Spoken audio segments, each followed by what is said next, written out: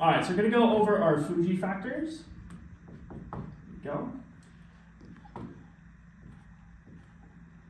All right, so the first one is fear of loss is greater than the need for gain. What do you think that means? That you want to scare people?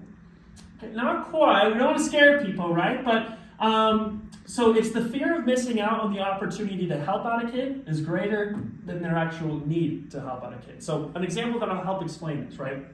Let's say if you're going to Burlington Coat Factory in the middle of summer, it's 100 degrees outside, and you see this amazing winter parka. It's 75% off. Now, you don't necessarily need that winter parka right now. It's the middle of summer, it's 100 degrees outside. You don't need that parka. But your fear of missing out on that amazing deal is much greater than your actual need for it, so you still buy it, right? So, because come winter time, you don't want to have to pay full price for it or even 50% off, right? You want that deal now, right? So same exact thing. How we use this out in the field is if someone says, hey, are you going to be here later, right?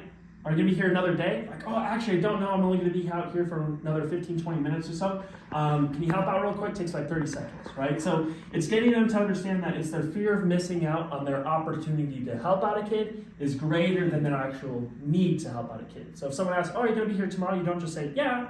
They're looking for an out, right? You tell them, oh, actually, I'm not too sure. We're kind of told every single day where we go, right? So use that fear of loss to get them to help out right there in the moment, all right? Does that make sense? Yeah. Awesome. So let's go to U, which is urgency, okay? Now, urgency. Motion creates emotion,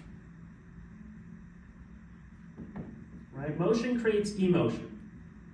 So what do you think we got to do? You want to create emotion? Yeah, by doing what?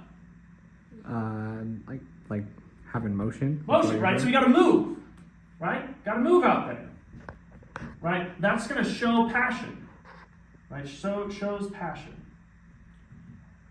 right? Now it's not only just being urgent. This kind of goes hand in hand with enthusiasm, making sure we're moving around, swinging the backpack around, high-fiving people, getting people to come, wanting to check out what we're doing, right? Motion creates emotion. Right, but now in terms of showing that passion, sometimes we got to use our tone to be more urgent. Let's say if you got a fast-paced event, people are just kind of walking by, got to be a little bit more urgent in your tone to get them to stop and listen to you, right? So not only is it just going hand in hand with enthusiasm, making sure you move around, high-fiving people, but it's also using urgency in your tone in certain situations, right? If someone's walking by, hey, be more urgent, get them to stop and listen to you, okay?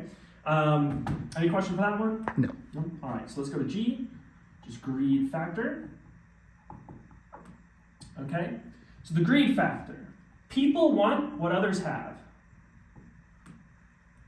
People want what others have. Have you ever heard of the show Keeping Up with the Joneses? No. No? It's an old TV show. Essentially, it's like the neighbors across the street, the Joneses, right? They just got a new car. Oh, shoot, we got to get a new car. Hey, the neighbors just painted their fence. The Joneses just painted the fence. I got to keep up with it. I got to paint our fence, right? So it's keeping up with the Joneses, right?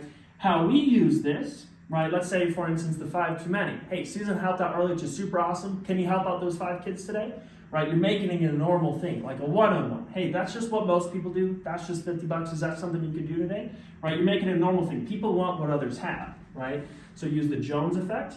And also, too, with this, people are competitive.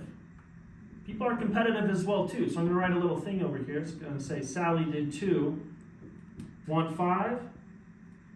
Now, you're obviously not going to say it like that, but essentially what this represents is the competitiveness. I've been at an event before where I had one person help out with a bag, and I was like, hey, shoot, hey, your friend's helping out. Did you want to help out? He's like, oh, I'll do 2. I was like, oh, hey, you're going to let him beat you?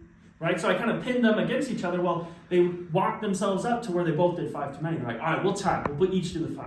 Right? So I got, just using the greed factor, I got 2 guys who only one wanted to help out. Well, I ended up getting them both to help out with the 5 too many. Simply because I just used that Jones effect and I use that competition side of things. Hey, you're going to let him beat you? He's doing 3 now. He's like, oh, well, I'm going to do 5. Right? So people want what others have. All right? People are competitive too. That's why I got the table record. That's where Raquel's 250-piece came into play. All right? Got that one down? Yes. Awesome, great. So let's go to the last one, which is indifference. What do you think indifference means? You don't care. Yeah, exactly. Right? So For us, we have to show the sale is not important to us. Show the sale is not important to you.